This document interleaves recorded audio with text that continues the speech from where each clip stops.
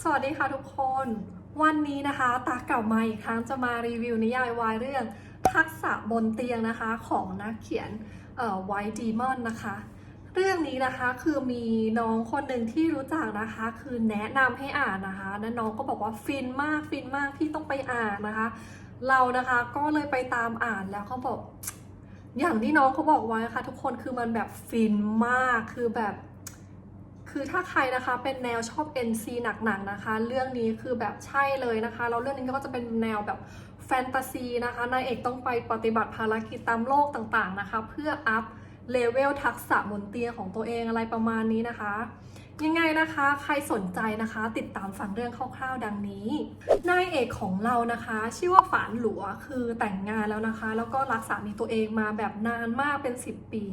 อยู่มาวันหนึ่งนะคะนายเอกคือจับได้ว่าสามีนอกใจนะคะไปมีอะไรกับเพื่อนสนิทของตัวเองอีกคนหนึ่งนะคะโดยสามีนะคะให้เหตุผลว่าเนื่องจากว่านายเอกเนี่ยคือห่วยแตกเรื่องบนเตียงนะคะทำให้เขาเนี่ยต้องไปหาคนอื่นมาทดแทนนายเอกนะคะได้ฟังก็แบบคือขึ้นปะคะคือเจ็บแค้นนะคะแล้วก็เจ็บใจมากแล้วนายเอกก็คือแบบอยากแก้แค้นสามีมากนะคะอยากจะหาแบบสามีคนใหม่นะคะที่เป็นผู้ชายที่เพอร์เฟกต์กว่าสามีคนปัจจุบันของตัวเองวันหนึ่งนะคะระบบก็คือพบเจอเป้าหมายนะคะซึ่งก็คือนายเอกโดยระบบนะคะเรียกตัวเองว่าระบบจับขาทองคำด้วยทักษะบนเตียงซึ่งก็คือจับขาคนรวยด้วยทักษะบนเตียงนั่นแหละนะคะ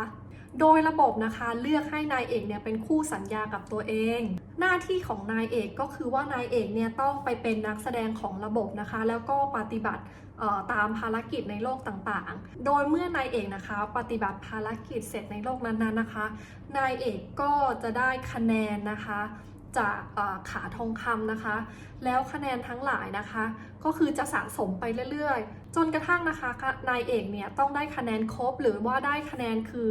เกินกว่าที่คะแนนที่จะสามารถทำให้ความปรารถนาของนายเอกเป็นจริงได้นะคะนายเอกถึงจะสามารถยกเลิกพันธสัญญากับระบบได้นายเอกได้ฟังระบบพูดจาเว่นเวอร์นะคะก็คืองงมากว่าทำไมตัวเองต้องไปทำอะไรบ้าๆแบบนั้นด้วยนะคะแล้วนะคะระบบก็คือแบบพยายามหว่านล้อมนายเอกนะคะโดยบอกว่านายเอกนะคะถ้าเข้าร่วมปฏิบัติภารกิจกับระบบนะคะนายเอกก็คือจะสามารถแบบคือพัฒนาทักษะบนเตียงนะคะรวมถึงไปเอาไปแก้แค้นนะคะสามีของตัวเองได้นะคะรวมถึงสามารถหาผู้ชายนะคะที่เพอร์เฟกต์ได้อีกต่างหากสุดท้ายนะคะนายเอกก็คือโดนระบบกล่อมนะคะจนตกลงนะคะเป็นคู่พันธสัญญากับระบบโดยภารกิจที่1นะคะนายเอกต้องไปเป็นตัวละครที่ชื่อว่าลูเซียนนะคะแล้วก็ต้องมีเป้าหมายคือไปจับขาทองคำนะคะหรือไปจับขาพระเอกนะคะในโลกจริงๆนะคะ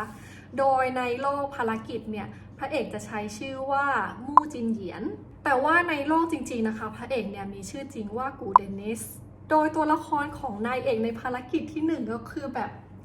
พล็อตเรื่องคือน้ำเน่ามากคือนายเอกจะต้องเป็นเด็กกำพร้านะคะคือแบบน่าสงสารนะคะแต่แอบไปหลงรักพระเอกซึ่งเป็นคนที่แบบคือหล่อร่ำรวยเพอร์เฟกต์นะคะแต่ว่าไร้หัวใจนะคะแล้ววันหนึ่งนะคะตัวละครของนายเอกคือไปสารภาพรักกับตัวละครพระเอกนะคะแล้วแน่นอนนะคะว่าตัวละครของพระเอกคือแบบไม่ปฏิเสธนะคะคือกะว่าได้ตัวละครนายเอกมานะคะก็จะแบบ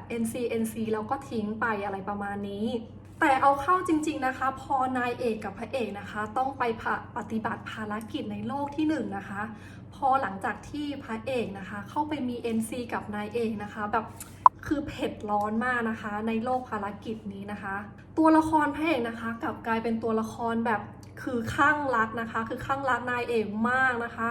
คือนะคะจากตอนแรกนะคะที่คิดว่าจะแบบได้ตัวละครนายเอกแล้วก็แบบจะทิ้งไปนะคะกลายเป็นว่านะคะทุกวันนี้ก็คืออยู่แบบคือเป็นคนคลั่งรักสุดๆนะคะพระเอกนะคะมีอยู่ช่วงหนึ่งนะคะพยายามที่จะบังคับไม่ให้นายเอกเนี่ยเล่นกีฬาที่ตัวเองชอบนะคะกลับกลายเป็นว่าทะเลาะกันนะคะแล้วก็นายเอกเนี่ยเลิกที่จะไม่มาหาพระเอกเลยนะคะเป็นอาทิตย์จนสุดท้ายเนี่ยตัวละครพระเอกคือรับไม่ได้นะคะต้องไปตามง้อนายเอกนะคะกลายเป็นว่านะคะต้องเป็นคนไปสนับสนุนนะคะให้นายเอกเนี่ยคือประสบความสำเร็จในกีฬาที่ตัวเองชอบแล้วทั้งคู่นะคะก็คืออยู่แบบ มีความสุขมาระยะหนึ่งนะคะในโลกภารกิจจนกระทั่งวันหนึ่งนะคะระบบของนายเอกเนี่ยเข้ามาเตือนนายเอกว่าคือนายเอกเนี่ยได้ใช้เวลาพอสมควรแล้วนะคะในโลกภารกิจที่1ระบบก็เลยถามว่านายเอกเนี่ยต้องการที่จะเล่นต่อนะคะอยู่ในโลกนี้นะคะหรือนายเอกเนี่ยต้องการที่จะเลิกนายเอกนะคะก็เลยบอกระบบว่านายเอกต้องการที่จะยุติภารกิจของโลกนี้นะคะดังนั้นนะคะระบบของนายเอกก็เลยทำให้ตัวละครของนายเอกในโลกที่1นะคะก็คือแบบสิ้นอายุไขนะคะคือหัวใจวายเฉียบพลันพอตัวละครของพระเอกเนี่ยกลับมาเห็นตัวละครนายเอกอยู่ๆก็จากไปก็คือแบบคลุ้มคลั่งมากนะคะแบบร้องไห้เสียใจนะคะพระเอกคือแบบคลั่งมากจนแทบจะทำให้ระบบนะคะที่อยู่ในโลกภารกิจคือแบบล่มเลยนะคะสุดท้ายนะคะระบบของพระเอกนะคะต้องไปดึงตัวพระเอกออกมาเข้ากลับไปสู่โลกแห่งความเป็นจริงนะคะแล้วพอพระเอกนะคะกลับมาสู่โลกแห่งความเป็นจริงพระเอกก็ต้องประเมินนะคะภารกิจกับนายเอกใช่ปะแล้วพระเอกนะคะก็แบบประเมินให้นายเอกแย่มากนะคะเพราะแบบทำให้ตัวเองคลุ้มคลั่งนะคะจากโลกภารกิจที่1แต่ยังไงก็ตามนะคะข้อดีของโลกภารกิจที่1นะคะสำหรับนายเอกก็คือนายเอกเนี่ยมองเห็นความสัมพันธ์ของตัวเองและสามีเนี่ยคือกระจ่างขึ้นนายเอกคิดได้นะคะว่าคือตัวเองเนี่ยต้องการที่จะหย่าขาดจากสามีนะคะก็เลยไปขอร้องนะคะให้พี่ชายคนโตของตระกูลเนี่ยช่วยให้นายเอกสามารถหย่าขาดจากสามีได้พอตัดมาทางฝั่งพระเอกนะคะคือพระเอกในโลกแห่งความเป็นจริงนะคะก็คือว่าชื่อว่ากูเดนิสโดยพระเอกในโลกจริงๆเนี่ยก็คือเป็นขาทองคำอยู่แล้วนะคะเป็นคนที่แบบร่ำรวยมากคือหน้าตาหล่อเหลาเพอร์เฟกต์นะคะแต่ว่าพระเอกเนี่ยนะคะมาเข้าปฏิบัติภารกิจอันนี้นะคะเพราะว่านะคะมันมีอยู่วันหนึ่งนะคะพระเอกนะคะโดนวางยาแล้วทำให้พระเอกเนี่ยคือแบบเสื่อมสมรรถภาพทางเพศทุกคนระบบนะคะก็เลยนะคะชวนนะคะพระเอกให้เข้ามานะคะเป็นมาแสดงนะคะเป็นขาทองคำนะคะโดยกล่อมพระเอกว่าคือภารกิจต่างๆเนี่ยคือจะช่วยให้พระเอกเนี่ยสามารถฟื้นฟูสมรรถภาพทางเพศของตัวเองได้นะคะพระเอกนะคะก็เลยตกลงนะคะเป็นขาทองคำให้กับระบบไม่กี่วันต่อมานะคะคือนายเอกก็ได้รับแจ้งจากระบบของตัวเองอีกแล้วนะคะว่าถึงเวลาแล้วนะคะที่ตัวเองต้องไปปฏิบัติภารกิจที่2นะคะโดยนะคะเป็นนักแสดงในเรื่องที่2นะคะก็คือว่าบทเนี่ยจะเป็นนายเอกเนี่ยต้องไปเป็นสนมนะคะส่วนพระเอกเนี่ยคือจะเข้าไปเล่นเป็นฮ่องเต้นะคะแล้วบทก็คือว่านายเอกเนี่ยจะถูกท่านอาของพระเอกนะคะที่คิดวางแผนแย่งชิงตำแหน่งฮ่องเต้นะคะคือถูกส่งเข้ามาในวังนะคะเพื่อให้ล้วงความลับต่างๆแน่นอนว่าตอนแรกคือพระเอกนะคะก็คือพยายามจับตานายเอกนะคะแล้วก็ไม่ค่อยไว้ใจนายเอกนะคะกลัวว่านายเอกนะคะจะมาสืบเรื่องความลับต่างๆของในวังแล้วสุดท้ายเนี่ยก็คือจะนำพิษภัยมาให้กับตัวเองแต่หลังจากที่ทั้งคู่แบบ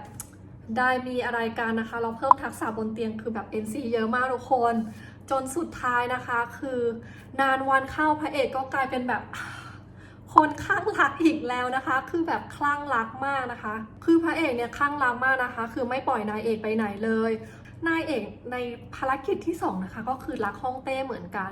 จนสุดท้ายนะคะฮ่องเต้คือแบบเลื่อนตำแหน่งนายเอกนะคะจากสนมแบบท้ายแถวนะคะขึ้นมาเป็นสนมเอกแล้วทั้งคู่นะคะก็อยู่กันแบบคือแบบแซบๆนะคะแล้วก็อยู่กันจนแบบคือมีความสุขจนแบบถึงวาระสุดท้ายของชีวิตนะคะคืออยู่จนนะคะร่างของนายเอกในยุคที่2เนี่ยคือแบบหมดสิ้นอายุขัยนะคะทำให้ตัวนายเอกเนี่ยคือต้องออกมาจากโลกภารกิจส่วนตัวพระเอกนะคะก็คือออกมาจากโลกภารกิจนะคะเมื่อตัวเองเนี่ยทำคำสัญญาสุดท้ายที่ให้กับนายเอกในโลกภารกิจไว้สำเร็จแล้วนะคะนี่ก็คือสิ้นสุดนะคะภารกิจที่2ของทั้งนายเอกแล้วก็พระเอกก็คือแบบชอบภารกิจนี้มากแล้วคือประเมินให้นายเอกคือแบบดีมากเลยนะคะแล้วนะคะเรื่องทักษะบนเตียงเล่มที่1นะคะก็จบอยู่แค่2ภารกิจนะคะทุกคนคือโดยรวมๆนะคะทุกคนเรื่องนี้คือแบบสนุกมากนะคะฟินนะคะแล้วก็คือแบบแฟนตาซีสุดๆนะคะในเรื่องนะคะมันจะมีแบบระบบนะคะพอได้คะแนนเยอะนะคะหรือนายเอกทำอะไรดีเนี่ยก็คือจะสามารถสุ่มแบบแรไอเทมเพิ่มความสยิวกิ้วเพิ่มทักษะบนเตียงได้อีกอะไรประมาณนี้นะคะคือแบบอ่านแล้วคือแบบตลกมากนะคะแต่ก็สนุกมากตอน อนนี้นะคะเหมือนได้ยินมาว่าเรื่องนี้กำลังเปิด Pre-order เล่มที่1อยู่นะคะ ถ้าใครเข้าไปตามอ่านนะคะแล้วสนใจยังไงก็อย่าลืมไปช่วยสนับสนุนนักเขียนนะคะ เข้าไป Pre-order ซื้องานนักเขียนนะคะ หรือไม่ก็ช่วยโดเนทนะคะให้นักเขียนนะคะมีการสร้างผลงานดีๆออกมาอยู่เรื่อยๆยังไงก็แล้วแต่นะคะวันนี้เอาไว้แค่นี้ก่อนนะคะแล้วพบกันใหม่ในคลิปวิดีโอหน้าค่ะบ๊ายบาย